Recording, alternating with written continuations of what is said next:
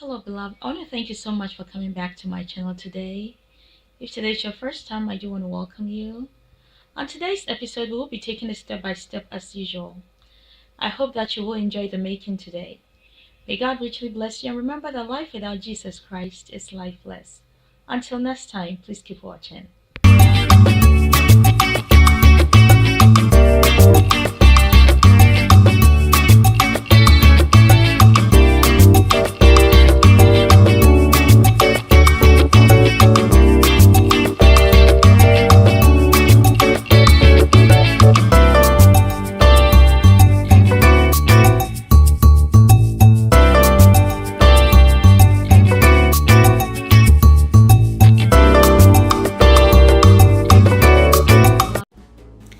Hello, beloved. I want to thank you all so much for coming by today. I hope by the special grace of God, everybody is doing well. I want to wish each and every one of you a very Merry Christmas and a prosperous New Year in advance. It is my prayer that this upcoming year, the Lord will fulfill all your heart desires in Jesus' name. Also, those three speakers out there from Ghana. Mamu nyinaa fishia pa mpa ibone se afia ebe rade be hira mu nyinaa ebe yi obi afiri adum akwa adum no ai makoma so ade bia ma mo Yesu din. On today's episode, I'll be showing you a couple of Ghanaian favorites you'll find in every Ghanaian home, most Ghanaian home anyway. These pastries are very common on party tables. In fact, when you go to most Ghanaian gathering, you'll find these pastries on most party tables. And this Christmas I wanted to share this with you. This is the first one I'll be making. I'll make several of them, and I'm gonna begin with this savory Ghanaian chips for today, and then my next video will be my Ghanaian sponge cake or party cake, and then my third video I'm going to show you how I make coated peanuts. Some people call it peanuts burger, some people also call it candied peanuts. I'm going to show you all of that. And these are popular pastries you'll find in most Ghanaian parties or during any festivities. You'll find that in our homes. Now, without further much ado, let me go ahead and show you the ingredients I'm going to need for this amazing pastry. The making is very, very simple. So in this container, I have 2.5 cups of all-purpose flour. It's gonna be deep frying, so this is my oil. In addition to that, I'm gonna need 1 stick butter, okay, and this is salted butter. Here is my nutmeg, and I have about half a teaspoon of that. Over here, I have salt, and this is just a little twist I am going to add to my savory Ghanaian chips. This is just about a 1/4 teaspoon of chicken bouillon seasoning just to flavor the chips, okay? It's very optional. Not everybody does that, but I just like it with my chips. Here I have 1 whole onion. Over here I have 4.25 garlic cloves, okay? So these are all the ingredients you are going to need to make this wonderful chips. If you are interested, please stay tuned, and I'm gonna take it step by step as usual. May God richly bless you. Once again, happy Merry Christmas and a blessed New Year in advance. Please keep watching. So what I'll be doing right now is to mix the butter with the flour, but before I do that, let me go ahead and pour in the dry ingredients first. So I'm going to pour in the nutmeg, the salt, and the season. Let's go ahead and mix that. Mix it thoroughly with your flour. Now we can add our butter, okay? I allowed it to sit for a little bit so it's in room temperature and it's very soft, as you can see. Mix it thoroughly with your flour. So this savory chips is very crunchy. The difference between this one and the sweet Ghanaian chips is that obviously that one is sweet and this one is savory. It's not sweet.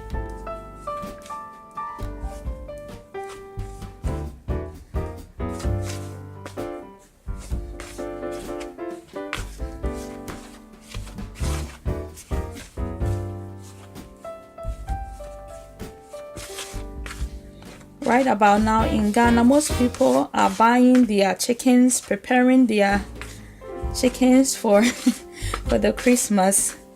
When you go to the market like Kanishi and Makwala and all those places, you see that most poultry farmers have brought in their chickens and people are going to buy their chickens to get them ready for Christmas. I've missed Ghana so much.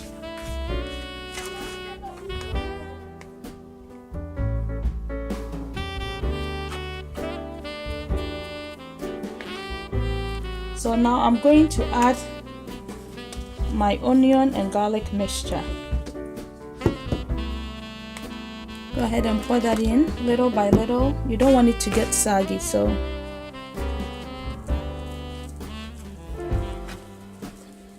I wish you can smell it. The infusion of the garlic and onions, it smells so wonderful. So you want to mix it in. Because it's going to be a crunchy pastry, you don't want the mixture to get too wet, okay? You want it to come together nicely. At the same time, also, you are not looking for a tough dough, but you want it to be soft and firm, just like what I'm doing right now.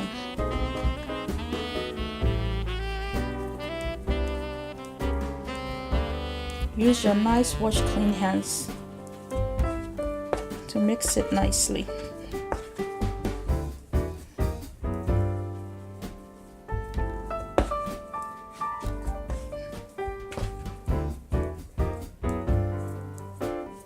So this should be good enough for me, okay? I'm gonna set it aside and go ahead and finish the rest. This is good enough. The firmness is good. It's not too wet. It's not too watery. I mean, it's not too hard. So this is good enough for me. I'm gonna set it aside and continue to finish the rest. Please keep watching as I do. So right now our dough is ready and I'm just gonna leave it to sit for about 10 minutes. I want the gluten in the dough to relax, so I'm just simply going to cover it up, and in 10 minutes I'll come back and start rolling them out and cutting them and then frying them as well. So please keep watching as we do that right here.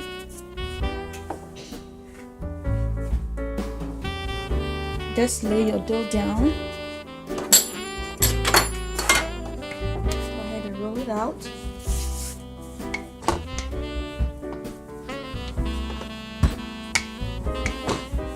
You don't want your dough to be too thick. It should be thin enough, because the idea is to make your chips really crunchy. Okay.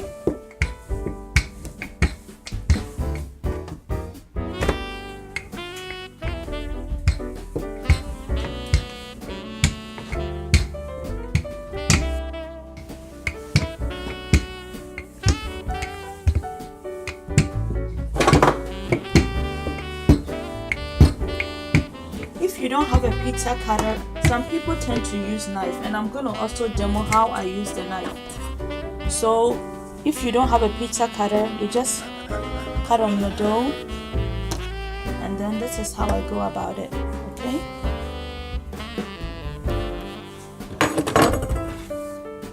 Let's put the rest on the side to create more room. If you don't have a pizza cutter, just use your knife and cut it into smaller pieces like this. But I feel like it takes a longer time when you are going about it this way.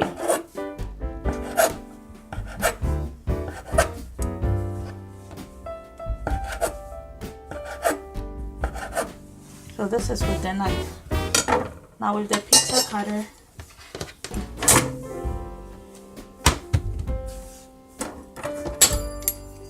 just simply use your cutter to go this way.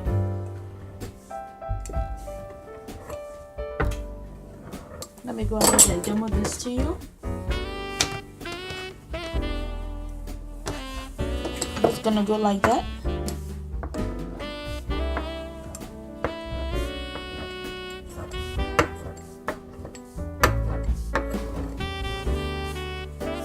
pretty much the same sizes.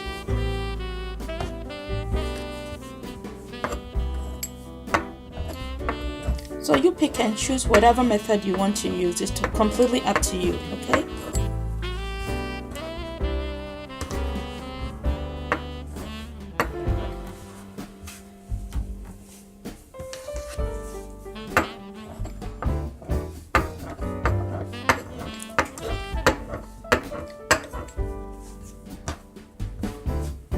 Also, when you are frying your chips, to avoid your oil getting too foamy and overflowing, you want to eliminate the amount of flour you dust on your cutting dough, okay? Because you don't want to give yourself too much work in cleaning up. So just avoid putting lots of flour on your dough.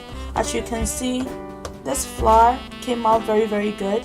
So even there's no need for me to add flour on it. Came out so good, okay?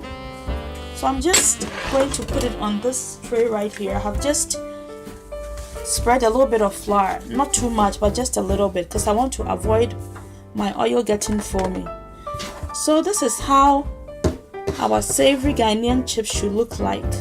So I'm going to finish the rest before I start frying them. Please give me a second as I finish doing that, and keep watching. So as you can see, I have finished cutting all the chips, or cutting all the dough, and I'm going to fry it. It looks like my oil is ready. Let's go ahead and try it and see whether we can fry it right now. I have my oven on medium heat, so like I said, it's deep frying.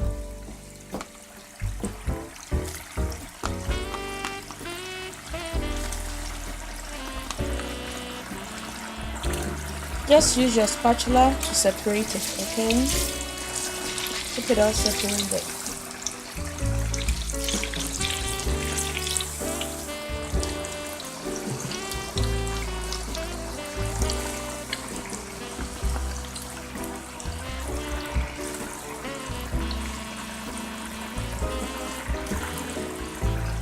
Again, use your spatula to separate it.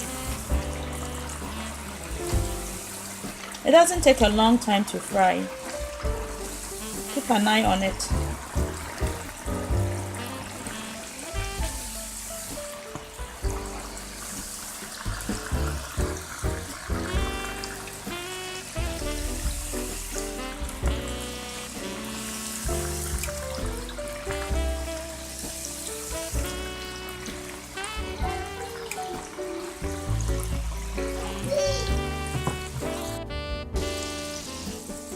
If you will notice, there isn't any foam on top of the oil, and this is how it should be.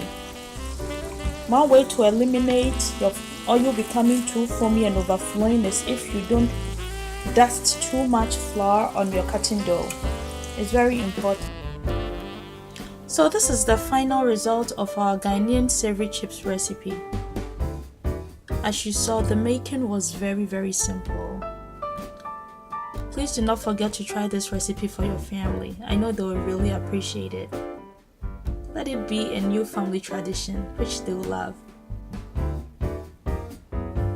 Please do not forget to also subscribe if today is your first time. I want to thank you, all of you, for coming by today. It is my prayer that everybody will have a blessed and a safe Christmas and a prosperous New Year.